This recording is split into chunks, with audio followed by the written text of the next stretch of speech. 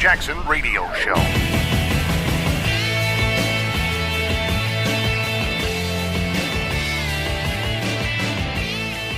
What's up, everybody? It's old dumb Kevin Jackson. Why do I say that? Because Jimmy Kimmel says you can't be a successful talk show host. I don't know whether he's talking TV, radio, whatever, if you're a conservative. Oh my God! Can you believe this dude? And he said, "Look, he didn't say it like he's doing an interview. Like you can't have a successful talk show." He said it at a forum in front of a bunch of other people.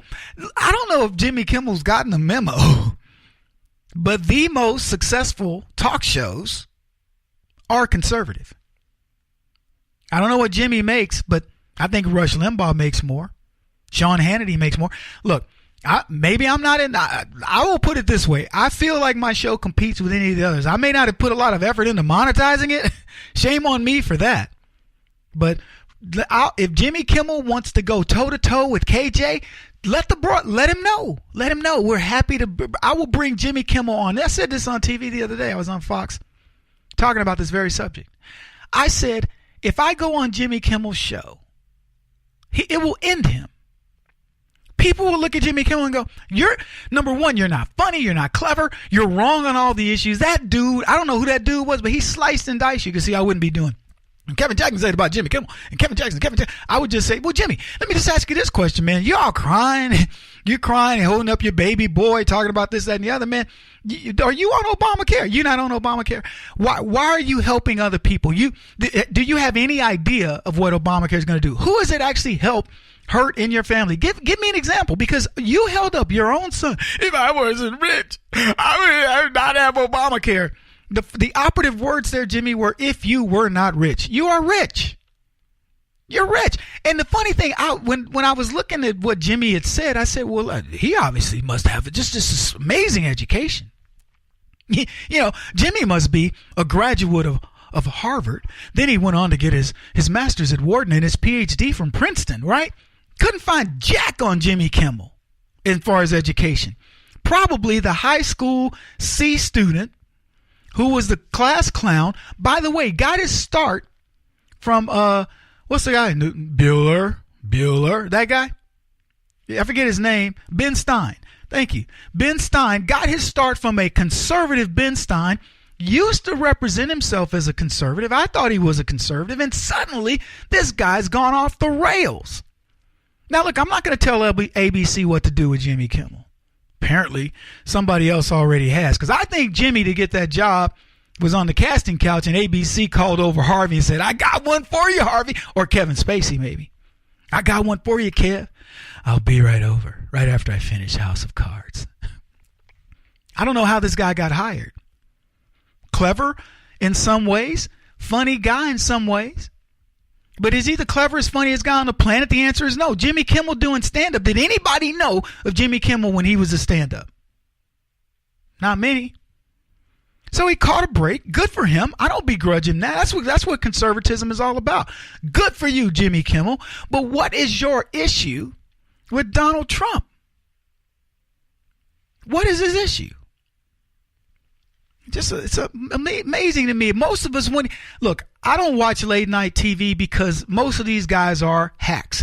They are partisan, left-leaning hacks who live in a world where they know nothing about what's going on in the real world. Jimmy Kimmel is so distorted.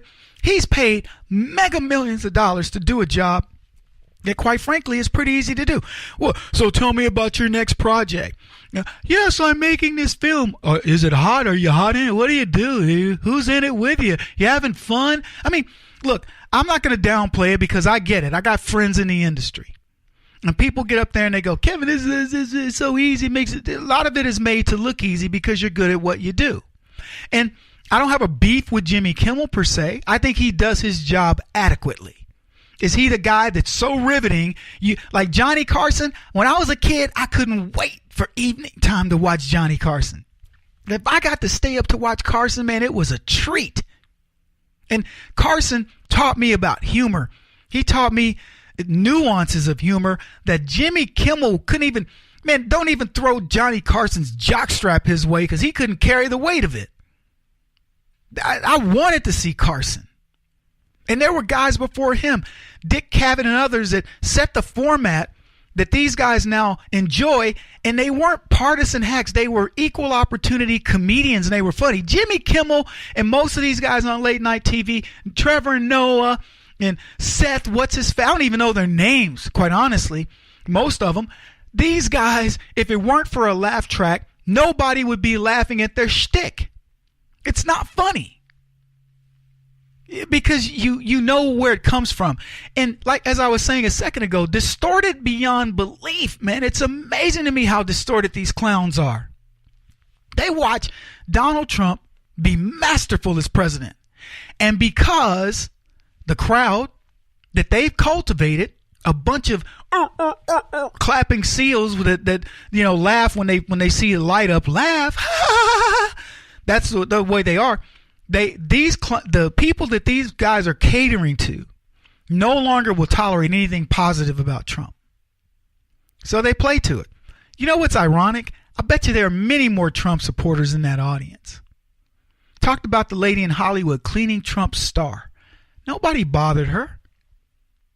She was cleaning Trump's star. I bet there were people all around going, good for her, good for her.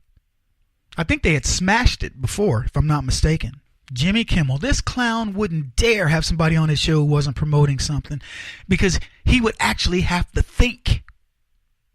And I would tell Jimmy Kimmel, hey, stick to comedy, but there isn't any. There's so little comedy. I'm not kidding you guys. Look, it's not stand-up, but it's supposed to be. It's supposed to be a fun show. It's supposed to want to invite you to come. I'll ask the audience. I'm not going to ask most of you. Do you feel invited to go see Jimmy Kimmel's show? I don't feel invited.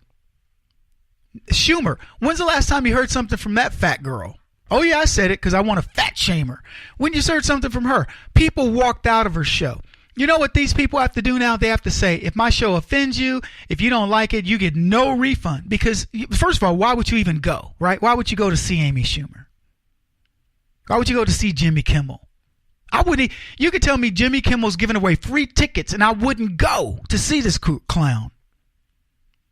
And like I said, I dare him to debate any conservative of the age of 9 on any issue that he chooses. He would be so embarrassed. I'm going to tell you, I have friends with kids that would make this guy look like a clown that he is.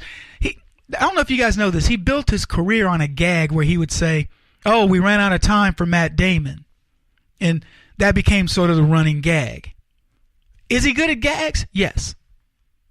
You know, he's probably as good as Letterman with that. Do you take Letterman seriously? When did these guys start to take their opinions about politics seriously? It's the same thing I say to De Niro and Susan Sarandon and many of these other folks. You are actors and actresses. I don't give a crap what you think. What makes you think that your opinion's any better than ours?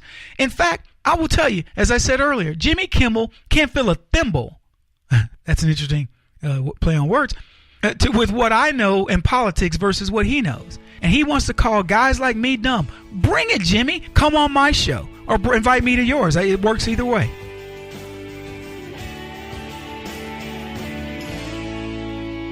This is the Kevin Jackson Radio Show.